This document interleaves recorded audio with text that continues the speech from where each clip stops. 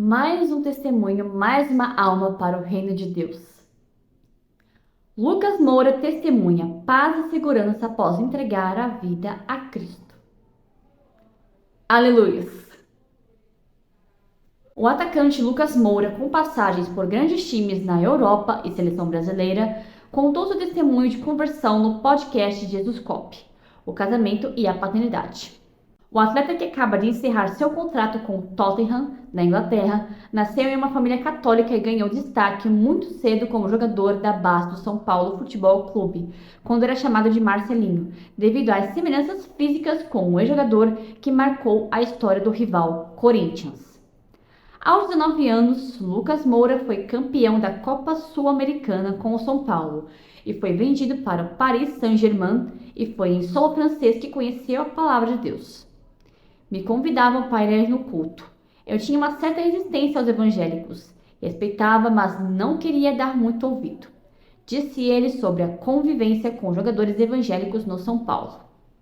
Diante das dificuldades de adaptação à França, seu coração se abriu à mensagem bíblica. Foi o último lugar que eu imaginei, pensei. Estou jogando com um time top. Vou jogar no Champions League, morando na França. Pelo contrário, sentia muita falta do Brasil, da minha família, dos amigos. Comecei a me machucar, eu ficava fora da seleção e foi onde Deus me pegou de jeito, relembrou. No podcast, ele falou que o sentimento constante que era: estou ganhando salário legal, estou sendo reconhecido, mas falta alguma coisa. Na mesma época, conheceu brasileiros que viviam na França e o evangelizaram no dia a dia através de gestos simples, como uma oração antes da refeição, por exemplo. Comecei a me interessar, a ler a Bíblia, a pesquisar e de repente me apaixonei pela Bíblia. Comecei a buscar uma intimidade com Deus, comecei a sentir uma paz e segurança. Descreveu, acrescentando que após 7 meses se entregou a Cristo como seu Salvador e, como forma de se integrar aos novos irmãos na fé, abriu as portas de sua casa para cultos domésticos. Talvez eu não tivesse me machucado, teria me interessado. Nada é por acaso, tudo que Deus faz tem um propósito. A pessoa pode ter tudo, mas se não tiver Cristo, que é o que realmente preenche seu coração, não adianta. Todo mundo já sentiu esse vazio um dia, resumiu. Quando passou pelo discipulado, acompanhado de um pastor brasileiro que liderava a igreja que ele frequentava na França, Lucas decidiu que seria batizado nas águas, e a celebração ocorreu em um rio de águas geladas. No momento em que entrou nas águas, as nuvens se dispersaram e um raio de sol abrilhantou o momento. Foi muito marcante para mim. Muito emocionante e uma resposta de Deus para a minha vida. Depois que me batizei, começou as lutas de verdade. As pessoas acham que vão se batizar e vai virar um mar de rosas, mas não, porque o inimigo fica furioso, comentou. Lembrando que perdeu oportunidades como titular do PSG. Entretanto, isso não desanimou. Mudou completamente em meu interior, senti a paz e segurança. Porque quando você sabe que está no comando da tua vida, pode vir uma tempestade que for. Você fica tranquilo. Eu tinha muita convicção, depois me converti. Deus está no comando da minha vida e tenho certeza que o melhor vai acontecer, afirmou, acrescentando que orava pedindo uma esposa. Depois que ele e Larissa se casaram, descobriram que ela tinha dificuldade para gerar filhos, mas o irmão na fé foi usado por Deus para tranquilizá-los. Ele orou por nós e depois disse para minha esposa: fica tranquila que Deus me mostrou que sua madre está sendo aberta e você vai ser mãe ainda neste ano. Lucas Moura e sua esposa hoje têm 2 filhos, Miguel e Pedro, e em breve definirão onde passarão os próximos anos após o atacante definir onde irá jogar. Eu vou deixar o vídeo da íntegra, o link, na verdade, da íntegra dessa entrevista, que foi no podcast, como fala aqui, Jesus Cop, aqui na descrição do vídeo. Que bom, não é? Glória a Deus, mais uma alma para o reino do Senhor. Essa é uma boa notícia em meio a tantas... Essa é uma maravilhosa notícia, atualmente, em meio a tantas outras notícias tristes. Tristes, o que eu quero dizer? Para quem acompanha notícias sobre o meio gospel, no Evangelho, Igreja, Bíblia, tem lido e ouvido falar de notícias de pessoas, cantores, para ser mais preciso, que têm apostatado da fé, desistido de cantar, desistido de ir na igreja, servir a Deus para cantar no mundão. Algumas até têm frequentado igrejas, mas há uma certa discrepância aí, né? Mas o meu adendo aqui é, primeiramente, muita felicidade.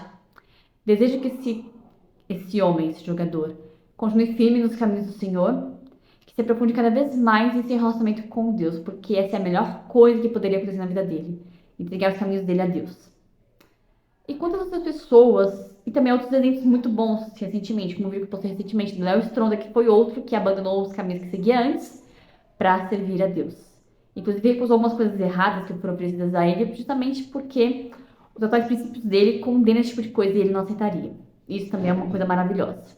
Tem sido muito triste, de fato, ver pessoas que eu até mesmo acompanhava antes apostatando e saindo da fé para não servir a Deus. Porque você apenas dizer que acredita em Deus é uma coisa. Você servir a Deus, de fato, você desistir de coisas erradas por amor a Ele, é outra. Porque acreditar, até o diabo acredita. O diabo sabe melhor do que ninguém da existência de Deus. Então, você dizer que acredita é a mesma coisa que o diabo acreditar. Agora, você servir a Deus são outros 500. Quando eu digo servir, não estou falando assim de você frequentar uma igreja, passar a fazer parte das pessoas que trabalham na igreja, por exemplo, obreiros, bispos, pastores, apostolados, enfim, esse tipo de coisa. Não é disso que eu estou falando, é porque é totalmente possível você servir a Deus, ser testemunho, fazer as coisas certas sem necessariamente fazer esse tipo de coisa. Agora, apontar o dedo também e julgar é uma coisa totalmente errada. O tipo de juízo que a Bíblia fala é você saber discernir o certo do errado. Até porque a Bíblia chama o único justo juiz no mundo, do universo, é Deus. Então, quando a Bíblia fala que você pode julgar, não quer dizer que você vai julgar e condenar, não. Até porque não foi você que criou o inferno, não foi você que criou o céu. Você não criou o ser humano, você não criou os anjos. Foi Deus. E o único que é o justo juiz, nessa vida e qualquer outra vida que pudesse existir, é Deus. Não você e eu. Então, eu digo isso até porque há pessoas ao meu redor, da minha convivência mesmo, que pararam de frequentar igrejas, que serviam a Deus na igreja, pararam de frequentar igrejas. Não sei se essas pessoas leem a Bíblia ou não, mas elas também não cabem me exigir isso. Mas ficar apontando o dedo para essas pessoas do meu artístico que desistiram não vai ajudar elas. O que ajuda é orar. Quando Jesus pregava o evangelho, ele não forçava as pessoas a acreditarem nele, não. Ele pegava para quem quisesse ver. Ele curava qualquer um que viesse até ele. Tanto é que um dos príncipes dos fariseus zombava dele. Só que quando uma pessoa, um parente dele, a filha dele, ficou doente e morreu, ele foi até Jesus. E Jesus, mesmo conhecendo o coração dele, mesmo sabendo como ele era, evitou de curar a filha dele? Não. Jesus curou, porque os milagres são gratuitos. Mesmo sabendo que o coração dele não era completamente de Deus, ainda assim ele foi lá e curou. Por quê? Porque isso é essência, fazer o bem. Mesmo que a pessoa não seja grata, que não agradeça, mesmo que a pessoa não reconheça. Porque eu acredito, a Bíblia não menciona em nenhum momento que aquele homem, o fariseu, um dos maiores fariseus, reconheceu a grandeza de Deus. Mas ele reconheceu que Jesus fazia milagres, porque ele foi atrás de Jesus.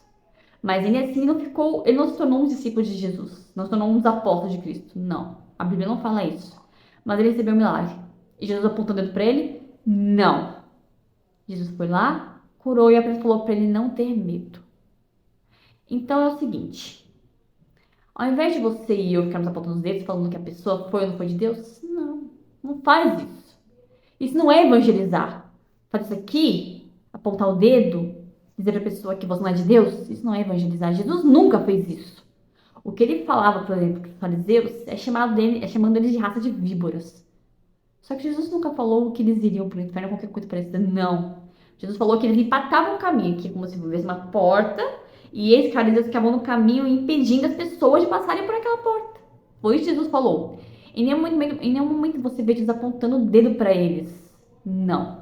Até porque, se existe alguém nesse mundo que poderia ter o direito de falar qualquer coisa de nós, de nos julgar, de nos condenar, de nos xingar, se bem que ele não faria isso, é Jesus. Porque ele é quem ele é. Você e eu somos ele? Não. Somos criações dele. Então, se alguém que pode julgar ou condenar a pessoa é Jesus. E ele é advogado, ele não condena ninguém. A condenação vem pelas nossas atitudes, nossos atos, não dele. O que está certo e está errado na Bíblia foi definido. E nós somos você e eu que vamos mudar isso. Então, se você quer ajudar pessoas ao seu redor, que tenham, talvez, saído da igreja, parar de ler a Bíblia, ore para essas pessoas. As pessoas do meio gospel, seja lá quem for, você quer ajudar essas pessoas? Não aponta o dedo, não fica xingando essas pessoas nas redes sociais, não. Ore, interceda em oração. Uma das coisas que a gente mais via Jesus fazendo na Bíblia era orar. Ele se afastava dos apóstolos, dos discípulos dele, para ir orar. Era isso que ele fazia.